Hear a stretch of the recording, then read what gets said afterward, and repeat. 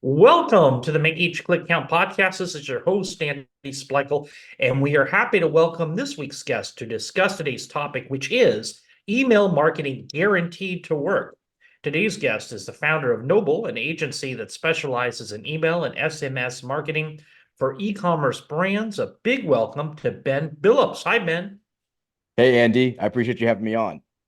Yeah, hey, thanks for coming. Now, I wanted to start with the bold guarantee that's on your website. And I saw that you guarantee to make your clients $1 per subscriber within 90 days or less, or your work is free until you do. And I've never, I've never seen that kind of guarantee. So tell me about it. How did it come to be, and how often do you not reach the goal of getting $1 per subscriber for your new clients? Yeah, absolutely. So it's a fairly new offer for us. But it's based on a bunch of data that we collected from clients that we worked with. And so far we haven't not hit the number. But in terms of where it comes from, I mean, it really just comes from our confidence that, there's an application process to qualify for the guarantee, of course. So it's like we want to make sure that there's a few things that are in place, like your AOV, your margins, like a couple of those things are in a position. And then also, in addition to that, we like to see at least a list size that's above 30,000 subscribers and monthly active users above 30,000 per month in the US. When we see those numbers, that kind of gives us the basic indicator that it's like, okay, we know we can come in here, we can plug in our tools and our strategies, and we're very high confidence that we can create this result for our clients in a 90-day period. Because we'll dive more into this further in the interview, I'm sure, but we typically, when we look into accounts, even accounts that are, experienced, fairly old for bigger brands, there's almost always some pretty big revenue opportunities on the table when it comes to their list growth, their automations, and their promos, promotional cadence, essentially their email campaigns. So when we see those gaps, that's what we focus on in terms of these are the real revenue opportunities for the brand. And then that's what the guarantee is based on. You didn't mention conversion rate. Do you not take into account what kind of conversion rate a website's getting, or is it different? I mean, I know email marketing converts at a higher rate than new traffic coming, but do you consider that at all? Yeah, it's a consideration. I mean, generally speaking, we're not really too worried if the global conversion rate of a website is above 2% on an e-commerce store. We say, all right, this is probably fine. If it's under 2%, there may be some issues with the website itself. But to your point, with email, you're sending higher intent traffic from an existing subscriber list, and so it's not uncommon at all for your website conversion rate to be, say, 2%, 2.5%, but then conversion rate from your email traffic to be, say, 5%, right? So there's some wiggle room in that. And like when we do these audits, we look at obviously their ESP. We also look at, say, if they're using Shopify, we'll look at their Shopify, and we'll kind of look at the performance based on like the traffic sources just to see if everything is healthy there. But generally speaking, with email, it's not something we have to worry too much about. Now, one of the biggest questions that e-commerce companies have is the ROI of hiring an agency versus doing it in-house. How much do you believe that hiring an agency and the right agency can increase revenue? Yeah, I mean, the short answer here is it can increase your revenue tremendously if you're working with experts. I would say if you're talking about a smaller brand, so say they're in the six figures, maybe the team is a little bit smaller, it frankly may not make sense for them, right? And we might actually recommend that they do a couple of activities in-house while they build up their lists and whatnot. And part of the reason, it's built into the guarantee, but part of the reason why we look for those numbers in terms of web traffic and subscriber lists is because we also know that when a brand is dealing with at least that level of volume, we can come in and provide disproportionate value, right? If it's operating at a level smaller than that, it's like maybe it'd be a little bit closer to break even on services, or it's just like you're not making quite enough to justify outsourcing it. But long story short, I mean, we have case studies on our site where we came in and we doubled a brand's revenue within a 4 month period of working with them through email and SMS. And then obviously like a big case study is when I used to be an in-house guy at a beauty brand called Bellamy. We 5x their email and SMS revenue in a 12-month period when I was working there pretty much exclusively as their email and SMS guy. So, I mean, we have very high confidence that the expertise we bring to the table when it comes to, not even just say setting up all the right automations, which is a big part of it, right? But also when it comes down to what is the actual content of the message, what is your promotional cadence, how long do you wait between automated messages, what automated message triggers do you use, that type of thing. When you really get into the nitty gritty of that stuff at scale, you can realize some value that you probably can't get in-house. How do you learn the voice of the brand that you're representing? So for us, we have a creative process that we go through. So, I mean, obviously, we do the basic part, which is collecting brand assets, anything that the brand has about their brand guidelines and whatnot. Sometimes we work with luxury brands where they have, broader regulations about, we don't run these kinds of promotions or we don't do any type of discounting, right? So we learn those things up front. And then we work with great designers who really internalize that information. They look at what the brand is posting on social media. They look at the website. They look at the brand guidelines that are provided by the brand, and they start to produce content. And at least we see alignment happen fairly quickly. Obviously, as there's some expectation that there'll be more revisions early on. But, as time goes on, we really start to nail the voice and approvals get easier and easier. So when you first take on a new client, what are you looking for? What's some of that low-hanging fruit? Yeah, I would say, I mean, we basically like how I kind of prioritize email and SMS, like even just structurally, like the overall strategy behind it. The first thing I look at when I'm looking at a brand is their list growth. And I've seen big brands who are making like tons of money through email and SMS, but actually have a list growth that's net negative, which essentially means you're dealing with a ticking time bomb, right? You're generating more unsubscribes than subscribes. So it's like that can be a huge problem, and it's something to actually keep your eye on. Outside of that, so we look at list growth first, and we look for opportunities to grow their list faster. And obviously, you can do that with opt-in units by optimizing those. That's pretty standard practice. But then also we bring in some of these newer identity resolution tools, which can really be a force multiplier to list growth. And they are US only. It's CAN spam compliant, but not GDPR compliant. And so we look at different tools that we could plug in that could potentially amplify list growth. So that's really like when it comes to email and SMS, that's the point of leverage, is like how big can we make this audience, how big and how healthy and how quickly, right? The next thing we look at are the automations, which are the messages that are printing money while you sleep, right? So it's not uncommon for us to come in and we'll see a brand running maybe 3 or 4 automations, right? They have an abandoned cart, they have a welcome series, maybe they did a specific giveaway or something like that. They have a drip for that.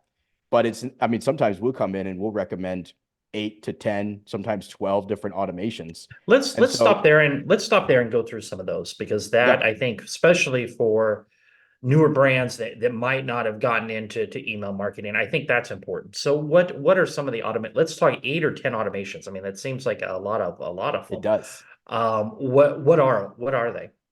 Yeah, and so and I'll dive into each specific one here, but the real like power of the automations is that you can kind of define any intent trigger that you want. Like anything you could trigger a message with, you can define that. You can build an automation trigger out of that behavior, and then you can have personalized messaging that follows through based on that intent trigger. And so it's like, let's even say, for example, and we don't do this a ton. We really only recommend it for brands that are legitimately selling high volume with lots of SKUs. But let's say you're selling apparel and it's like you sell men's and women's, you sell, pants and shirts and jackets and backpacks, right? You're talking about a lot of SKUs. Mhm. Then, I mean, you can even set up automations that are triggered based on interest that the consumer is showing in certain product categories, right? So like, okay, this person has clicked on, men's pants like 3 times, right? We should probably follow up with some more product education about men's pants if they haven't purchased yet, right? So you could go really in the weeds with automations about what is triggering these messages. But talking about the basics, those like 8 to 10, it really comes down to a divide of pre-purchase automations and post-purchase automations. So your pre-purchase automations are for prospects or customers who are showing intent to repurchase, which are ones people are fairly familiar with. So like your welcome series would be pre-purchase. Mhm. And sometimes you may need 2 or 3 welcome series to support different lead channels. Generally speaking, it's a good idea, at least with your first message, to make sure that that first email that they're getting acknowledges the lead channel they came through, right? If they signed up through a social media giveaway versus a pop-up on your website versus an identity resolution tool that you're running, you want to treat them slightly differently. So you may need different automations for that. And then your other pre-purchase automations are essentially variations of abandonment automations. So you've got abandoned cart, you've got abandoned checkout. And I see a lot of brands where, let's say they're running abandoned checkout, but they're not running abandoned cart, right? And it's like, okay, well, that's actually a huge revenue opportunity because you're still dealing with very high intent customers who are not making it all the way to purchase, right? So making sure you have both of those set up is important. And then you can extrapolate further, right? You've got product abandonment. You can even do site abandonment. And obviously, like the level of aggression and the types of messaging that you're putting into those automations should be reflective of how high intent is the customer, right? So, I mean, I think, How do you get their email? I mean, most e-commerce companies are running cart abandonment because they've already entered their email into the cart. How are you getting their email and sending them that on like a product abandonment or site abandonment where they haven't started filling out any forms? yep. So there's two ways. The kind of the more traditional way is if the customer is already in your database. Let's say, for example, you're using Klaviyo as your email solution.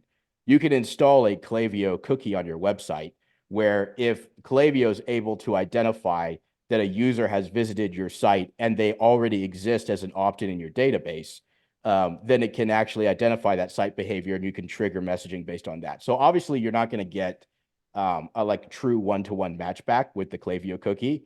But, let's say somebody came to your site a month ago, they signed up for your opt-in offer, they leave, they come back, they look at a specific product, maybe through advertising, retargeting, right? Then they leave again. You have their email in your database. Klaviyo was able to match them. Now you can trigger a message, right? So So they would have to have signed up sometime though. in that case, yes, but not in the case of these new identity resolution tools, which are super powerful. So we're talking about retention.com, revenue roll. There's a couple of these tools out there. And essentially what they do is they use an identity graph to pull the email address of the person who visited your site.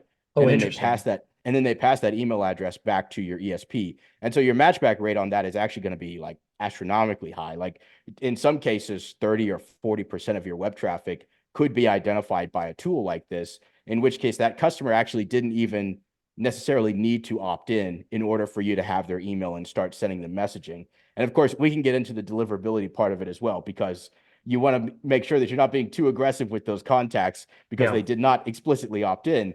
But it is a way to identify users on your site, even if you don't have their email in your database. How often do those users opt out and how aggressive can you be with those emails if they haven't? I mean, you're getting into privacy issues now, I'm sure. I mean, how Yeah, aggressive as a marketer and a store can you be with those? so all of these tools are like CAN spam compliant and CCPA compliant. And broadly speaking, in the US, it is still kind of the Wild West when it comes to data vendors and privacy for the most part. Things are slowly starting to tighten down actually at the state level. But for the most part, we live in an opt out country, right? Which is, for the most part, you can acquire an email in any particular way. And then when you send that email, as long as you have a business address and an unsubscribe link in the email, it's legal, right? But the next thing you need to control for is deliverability, which is if you're getting a ton of spam complaints or if your engagement rate is super low, then you're going to start landing in spam more and more as a sender. And that's something to keep an eye on. So I would say, like, let's even just say, as an example, you implement an identity resolution tool and you actually have a triggered welcome series, which is not always the best idea, but let's just use that as an example. So someone comes to your site, they don't opt in, they leave your site, you collect their email, you initiate a welcome series. Your unsubscribe rate on that email is probably going to be fairly high. In fact, I even encourage brands to actually put an unsubscribe link at the very top that says, hey, if you're not interested in this, unsubscribe. Because I would take an unsubscribe over a spam complaint any day of the week, right? For So, I sure. mean, your unsubscribe rate may be literally like 2 or 3% on that email, right? But that's of the emails that you are collecting through that tool. So most of them are staying on the list. And with a tool like that and a welcome series that initiates straight after they view the site, I've seen open rates as high as 50, 60%, click rates around 1, 2, 3%. Like it really, there's a variance on the quality of the content and also the interest of basically how high quality your traffic is as well. And then with some of these tools, when you install the script on your site, you can also kind of control for quality as well by, say, requiring, for example, that before you collect the email address, they visit at least 2 pages or they stay on the site for, say, at least 90 seconds, right? Right. So they're That's going not to bouncing. increase the quality. Yeah. Exactly. Hey, what are the name of those tools again? Yeah, so actually the one that I've used the most is called retention.com, which is a phenomenal tool. They have a great e-commerce solution. And then another one that we're testing out right now with a client is called Revenue Roll, which it seems like on the whole is probably lower cost for the same or like even a slightly better product. But there's a lot of vendors actually getting into this space. Retention.com really made a big marketing splash. They're probably the most well known. That was going to be my next question is what kind of costs are associated with adding a software like that to your site? Yeah. So I mean, and their pricing varies a ton. So if you're interested, I definitely recommend just going to the sites and sort of punching in your web traffic and seeing what you get. So for example, like Revenue Roll basically charges per identification, and they're essentially charging 5 cents per identification. So that's Wow. someone, Okay. someone comes to your site and they're identified, and then you're either triggering like an abandonment message, or you're collecting their email, right? Now, if you're gating it, I mean, you're potentially collecting 5 cent email addresses, right? Especially if your database is small. Retention.com, they structure their contracts more in like packages. So it's like, you're basically paying X dollars a month for a certain number of emails per month. And then they tack on the abandonment resolution component as like basically just part of the service. And so with retention, you're effectively paying somewhere around 15 to 20 cents per email, but you're getting the additional resolutions for free. So the pricing is a little bit all over the place depending on which tool you're looking at. But really, I would say this is a slam dunk if you have at least 25 or 30,000 US based visitors coming to your site each month. You're pretty much guaranteed to make at least a 3 or a 4x ROI with a tool like this. I mean, our clients have gotten 11x ROI on some occasions. And I've seen a screenshot of a founder who got a 90x ROI with one of these. I mean, it's a screenshot, right? So I'm not 100% sure about that. But long story short, if you're getting enough traffic volume, it could definitely be worth it to use some of these tools. Now, one of the things, particularly, I mean, everybody struggles with it, but particularly smaller websites is how do you collect emails? And, everybody almost has that sign up for our newsletter, which nobody really does. I would think, why are you saying that it should be have only higher volume ones? I would think even lower ones that had, 5 or 10,000 visitors a month would want to use something like this. Yeah, I mean, it really just comes down to your ROI expectation. So I would say if someone's getting 5 or 10,000 visitors a month, a tool like this could effectively 10x their list growth, right? And I've seen that happen before. So it's an incredible list growth tool. But the thing to keep in mind is typically if you're dealing with that level of volume, for what you're paying for the tool itself, you may be breaking even or making like a 1.5x ROI. Like, and most of it just has to do with the fact that if you're not getting enough traffic coming to your site, even if you're collecting a ton of emails from it, it's not going to be triggering enough resolutions for you to be getting that revenue coming through those abandonment flows. So I would just say, like, I think if I was running a smaller brand and I just wanted to invest in building my list, I probably would do it. But it's like you just have to temper your ROI expectations. Now, do you set that up for your clients to come on board with you typically, or do you tell them to go out and do this? You recommend it, or where are you with this with your clients? We like to set it up for them. I mean, we'll obviously tell them about it, and then when we set it up, we also basically create a strategy based on the brand, based on their traffic, based on their current list size, et cetera, to say, okay, how many emails do we want to collect? How do we want to handle them when we do collect them, et cetera. So, and there's variations in strategy that can make sense for one brand but not another. So we typically will do the implementation ourselves. Now, do you have a preferred ESP, email service provider that you use with your clients, or do you use what they're using and you kind of, I mean, how does that work? For sure.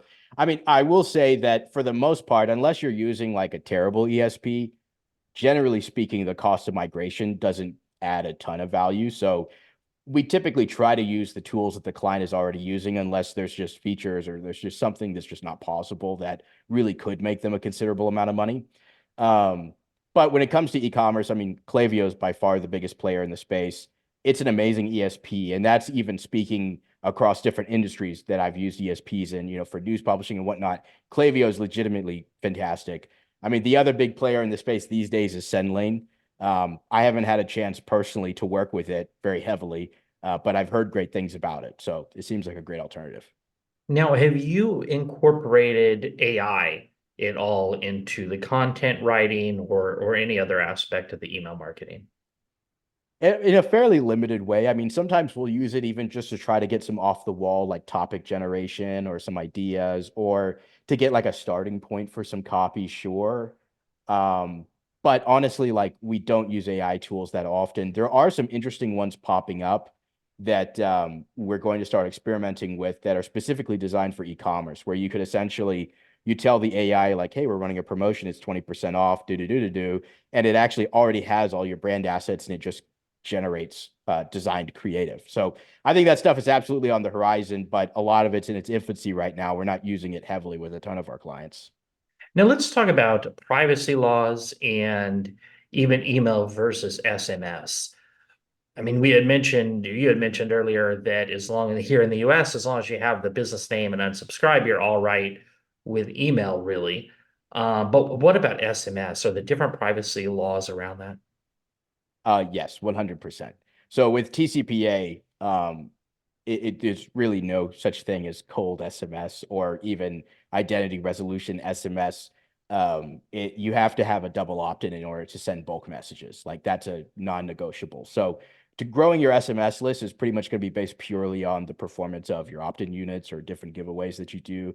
And even when you do have those opt-in units set up, there's very specific requirements even about the consent language that you display on those forms, the contrast ratio of the typeface. It can't be gray on gray, right? Like has to be pretty clearly visible. It has to say certain things. You have to have the whole stop to stop, etc. So with TCPA, it's no laughing matter. Like that TCPA compliance is a real thing that you should take seriously. And broadly speaking, you should have double opt-ins.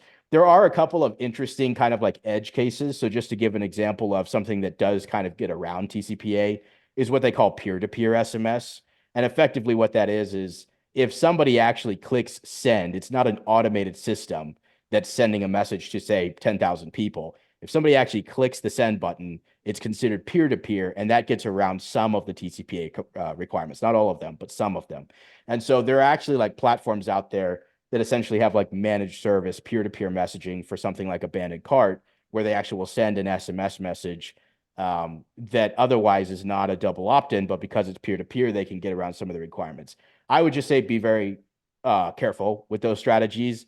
And if anything, work with a vendor that either would take all the blame in the case of non-compliance, or that really has their compliance buttoned up, because with SMS, it's much more strict. Now, how does SMS versus email perform? I mean, as I'm thinking about it and I'm looking, I mean, this is a Perry Ellis shirt. It's one of my favorite brands, and they are so aggressive on SMS. I mean, they're one or two times a week. But I mean, what do you recommend and how does it perform SMS, text messages versus email? Yeah, for sure. I mean, generally speaking, the send volume is absolutely lower than on email, right? And part of that is a big part of it is just that SMS is a much more intimate channel. The open rates are still like 90+%, right? So it's like if you send an email and it gets 40% opens, you basically have to send two of those before as many people have seen that on the same list size compared to an SMS message, right? The other factor that's great about SMS, and part of the reason why I think it's been picking up so much steam here in the e-com space, is that your revenue per recipient expectations on SMS tend to be much higher. It varies based on AOV and list quality and whatnot, but I mean, I've seen SMS lists that are a half or even the third of a size of an email list generate the same amount of revenue as the email list. So it's not something to sleep on at all. And when it comes to the cadence, I mean, we generally speaking, like let's say we're sending 2 or 3 emails a week, we'll do about half that on SMS. I mean, the big thing with SMS is you want to keep an eye on your unsubscribes from messages. And if you start noticing that your unsubscribes are like kind of getting out of control, you're probably sending too many, or you're continually sending to recipients that just aren't engaged. So those are things that you want to keep an eye on. But across both email and SMS, like really finding the local maximum is about increasing frequency until you see degradation in the KPIs. And until you see degradation in the KPIs, it's like, I mean, one way to look at it is that there's money on the table. And I mean, it's one thing if you say like as a brand, like we just don't want to be that aggressive. But if you're really talking from maximizing revenue through these channels from that perspective, that's essentially the best way to do it is to say, okay, if you're sending one email a week and 2 SMS a month, try doubling it, and then basically like keep an eye on your KPIs and see what happens. And if your KPIs are still healthy after that, try adding another message, right? And then just see like where do you actually start to see degradation in your KPIs. And it's like, all right, we found the local maximum. Now we can dial back from there. You really hit a big worry, I think, of a lot of e-commerce companies is they're worried that they're going to lose customers, good customers, by sending too many emails. And you put out a great way to test it and see. But I hate to speak in generalities, but on average for your e-commerce customers, how many do you find that they can send a week before they start seeing negative returns of people unsubscribing? Yeah, I mean, just in terms of if we're just talking about e-commerce baseline, um, baseline I would consider to be 2 emails a week and 1 SMS per week. That I would consider that baseline. If you're doing less than that, there's no doubt you're leaving money on the table. But I think part of the reason why there's so much variance is it can vary based on the relationship the brand has with its consumers. It can also vary based on the anticipated repurchase rate. It's totally different if you're selling something somebody might buy every 6 months versus every month, right? And like Of how course. frequently you should stay in front of them. So it's like all of those are things you want to take into account, including AOV, right? If you sell more expensive products, it makes sense that consumers would buy those less frequently. Maybe you want to be a little bit less aggressive than more aggressive, right? So there's all these different factors that can play into it. Now, how much do you segment your client list for clients? I mean, everybody, type of products where they, men or women, basic segmenting, but do you go further and segment, recent buyers, multiple buyers, purchases for buyers? I mean, how much on past user behavior do you segment? Yeah. So I mean the two big ways to segment are based on engagement, and then the other one is based on their customer status effectively, right? So you have prospects, and generally speaking, this is like a good structure. You have your prospects, you want to be aggressive with prospects. And actually Jimmy Kim is a big evangelist of this. He's the creator of Sendlane. You want to be aggressive with prospects, you want to be nice to your customers. So we're talking about one-time purchasers. And then you want to treat your VIPs very well. So that's two plus for most brands, that's 2 orders or more. So that's kind of one approach. Another approach that you can do separately and or layer on to that approach is based on how the recency and frequency of engagement. So, I mean, and that's something that we do a ton, which is has this contact engaged with the brand in the last 30 days, 60 days, 90 days, all the way out to 180 days. If they haven't engaged in more than 6 months, we generally consider them disengaged, but there are even some cases where it's worth contacting those customers. So, I mean, when you're talking about segmentation, the short answer is we always segment. And then you generally want to build your message around the segment that you want to hit, right? So it's like, are these like, red hot leads, prospects that haven't bought yet? Is this like more so a message that's going out to our VIPs, that kind of thing? And then, but I will kind of caveat all of this by saying you don't want to over engineer your segmentation. And actually, like Black Friday is kind of a perfect example of this, where it's not an uncommon practice for, let's say, for example, you want to build your Black Friday segments, and then during the course of the Black Friday promotion, you're pulling purchasers out of your email and SMS list. So it's like, all right, if you've already bought during Black Friday, we're not going to keep pestering you, right? Actually, if you test it and you look at the data, it's not uncommon at all for someone to buy multiple times during your Black Friday promotion, right? So it's like you just want to keep those things in mind when you're building out exclusions, is to say, does this really make sense, or am I just making an assumption about our customers that may not be true when I'm building this segment? Yeah, no, that makes sense. Now let's talk. I mean, there's so many changes going on now. We've talked about AI a little bit, but in the next 12 to 18 months, we'll talk about privacy. I mean, where do you see the email industry changing in the short term? Yeah, I mean, short term, we just now passed those Google and Yahoo updates, which really, I mean, we could dive into the details there, but really it's about the enforcement of best practices. It's about making sure that your spam complaint rates are low and that all the emails you're sending are authenticated, right? So I think, and more ISPs are probably going to implement that, right? Um, so that in short term, that's definitely a reality. We also see a growing profile of states. So I believe right now the count is up to 13 states that either have or are in the middle of sort of passing their own version of CCPA, which is all about cookie consent, opt-ins and whatnot for your email list.